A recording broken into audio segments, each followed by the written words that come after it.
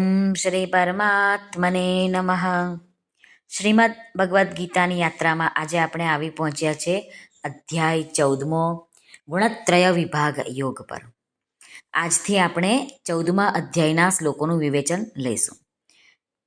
આપ સાંભળી રહ્યા છો આપણી યુટ્યુબ ચેનલ ધાર્મિક, એમાં આપ સૌનું હાર્દિક સ્વાગત છે.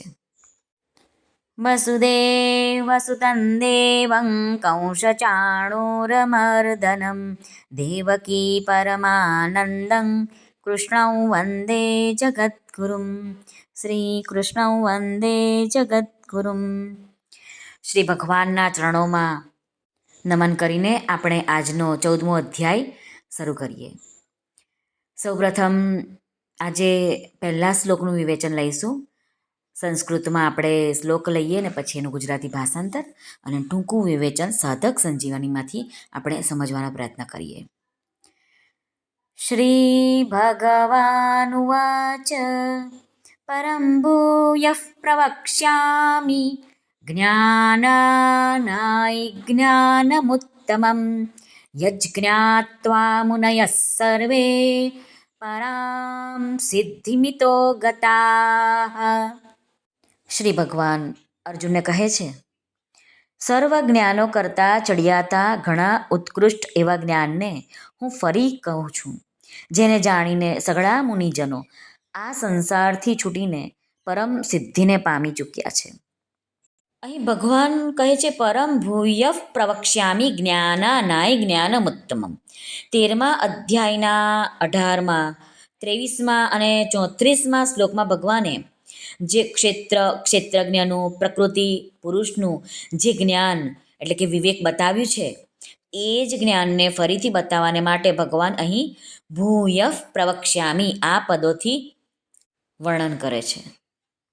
લૌકિક અને પરલૌકિક જે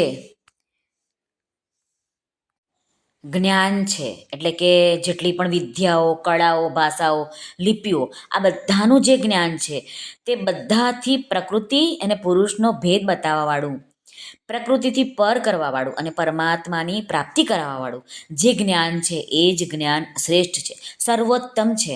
આના સમાન બીજું કોઈ જ જ્ઞાન નથી અને હોઈ શકતું જ નથી અને હોવાનો સંભવ પણ નથી, કારણ કે બીજા બધા જ જ્ઞાન સંસારમાં ફસાવનારા છે, બંધનમાં નાખવાવાળા છે.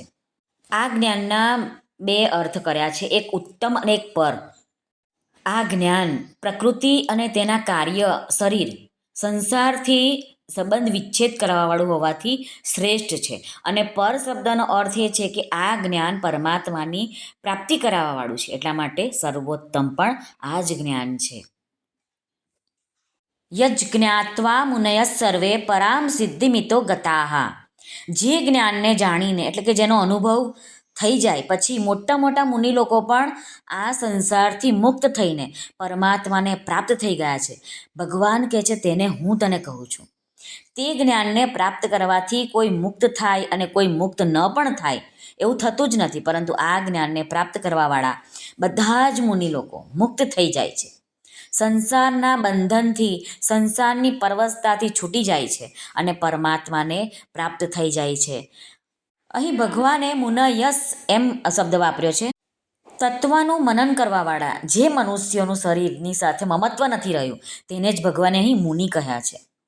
પરામ સિદ્ધિ, અહીં ભગવાને આ શબ્દ વાપર્યો છે. કેમ?